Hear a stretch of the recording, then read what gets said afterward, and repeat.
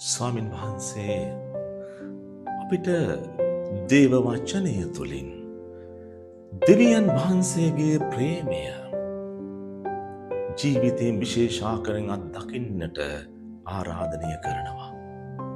J ස්වාමින් වහන්සේ දුක් විඳීම මරණය තුළින් අප උදා කළ ඒ වරප්‍රසාදීය ඒ ආශිර්වාදල ජීවිතයට ඇතුළත් වෙන්නට ආරාධනය කරනවා. මේ පිළිවෙලට සුවිශේෂක 4 දෙනා විසින් ජේසු කරපු කියපු දෑ අපිට සඳහන් කරද්දී අද දවසේ දේව වචනය තුලින් අපිට කියනවා ජේසු ස්වාමින් වහන්සේ කරපු දේ උන්වහන්සේ කියපු දේ හැම දෙයක්ම සඳහන් කරලා අපි පොත් නිර්මාණය කළොත් එහෙම ඒ පොත් මේ ලෝකේ තබා ගන්නට තරමට අපිට ඉඩ මදි වෙනවයි කියලා. ඒ තුල අපිට හැරියොම් කරනවා වචනය විශ්වාස කරලා අදහගෙන අපගේ ජීවිත ගෙවන්නට.